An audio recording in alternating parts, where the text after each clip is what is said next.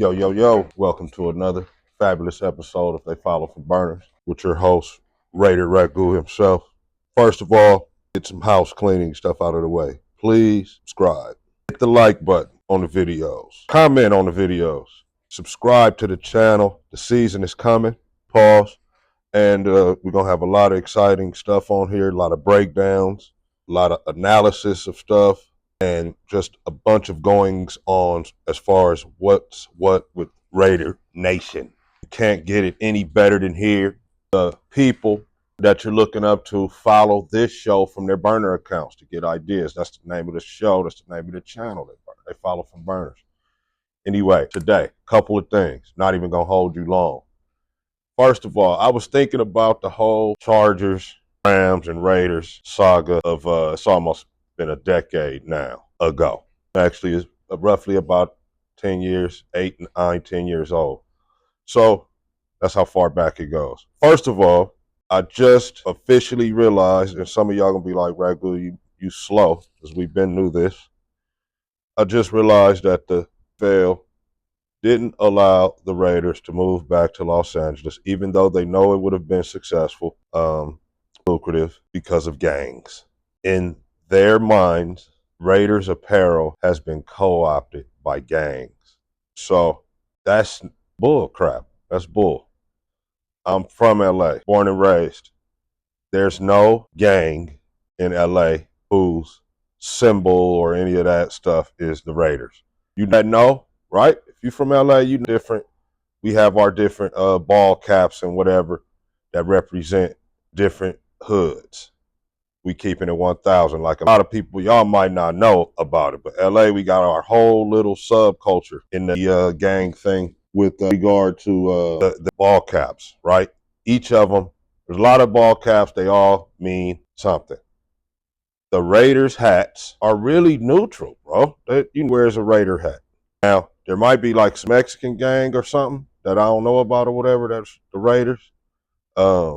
Think the Long Beach dudes was on some like Steeler hat type. It wasn't even Raiders. It might have been that, but it's very small amount of people, if it is.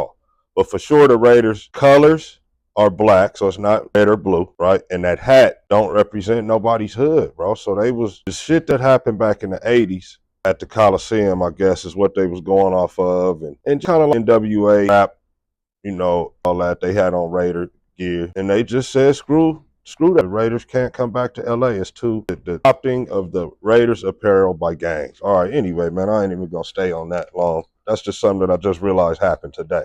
I thought it was a possibility that they were thinking about what happened in the 80s. So I was actually around during them times, and it did get a little buck in the Coliseum. And I'm thinking they was like, we don't want that again. But I didn't realize they had tied the whole gangs and all that into it.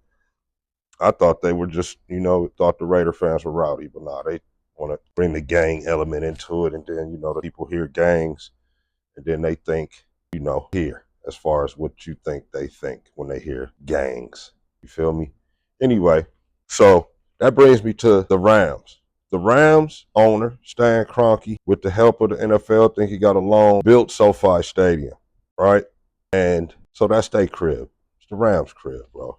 The Chargers pay $1 in rent, and they get 15% of everything that comes through the stadium, including a share of the Rams PSLs.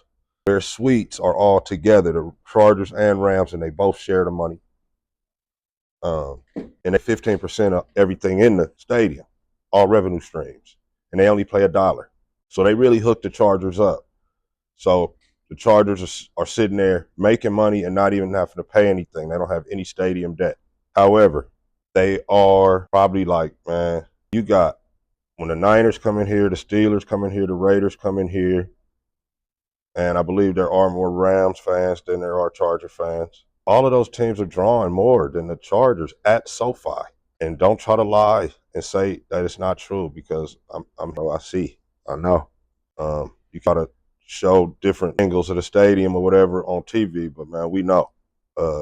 Niners, Raiders, Rams draw more than the Chargers here in Los Angeles.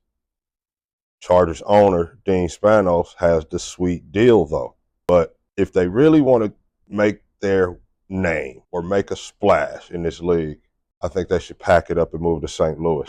St. Louis is eager to get a football team back. I believe suing the league and the Rams, Stan Kroenke, they would drop the lawsuit if they could get the Chargers to come there and play. They have money. They'll probably tear down that old stadium and build a new one for the team that would come there to play. So if I'm Dean Spanos, man, instead of being the son of the Rams, even though you got the sweet deal, don't get me wrong, and I understand that. And if you move over here, it might not be like that. It sounds like over here you'll get public money, still won't have any stadium debt, and you'll get 100% of the revenue. All right, plus your own city and finally a face, man, a following, right? And when the Rams were in St. Louis, they stayed in the AFC West. So, they're in St. Louis. It's the gateway to the West, right? It's a symbolism of the United States. So basically still the West, man. You can stay in the AFC West, still get by the Raiders a couple times a year and go have your own fan base, bro. You know what I mean? Get out of LA where you're in the shadows of all those 4 teams when you play there. And right? the Cowboys. You got to play the Raiders there. It's a home for the Raiders in SoFi. And in St. Louis, man, you'd have, I'm sure, a raucous crowd that would be ready to be, new Charger fans, man. And then the other people that are there, they're grown already, they're starved for football. So they would be ready for this. That's a proposal for Dean Spanos. All right, let me move on. So I was looking at what the Raiders going to actually need to do to get into the playoffs.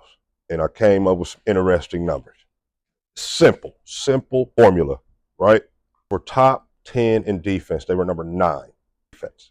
But they were near the bottom on offense. I didn't even look at the ranking. I know it's bad. It's not good. They only scored 1 more point than they gave up, all right? So they're averaging, giving up 19.5 points, and they're averaging scoring 19.5 points. This was last season. So basically, you're in a lot of close ball games, toss up, play here, there. It keeps you from winning. And that's mostly every game when you're scoring like that, right? You need luck to win. You actually need to barely win, and when you lose, kind of get throttled to keep that type of, have a winning record of scoring, where you're giving up the same amount as you're scoring, right? You're going to have to barely win games and then get smacked by a touchdown or 2 in games that you lose to be able to have a winning record like that type of point differential, right? So that's not conducive to win playoff football. That's not a good playoff team, and you can't be consistent doing that, right? Getting blown out and then barely winning. All right, so in the AFC, all the division winners were top 10 in defense, right? 7 of the 8 division winners in the AFC and the NFC were top 10 in defense, with the exception of Detroit, all right? Now, if you deep dive in a little bit further, 14 teams qualified for the playoffs, NFL playoffs last year.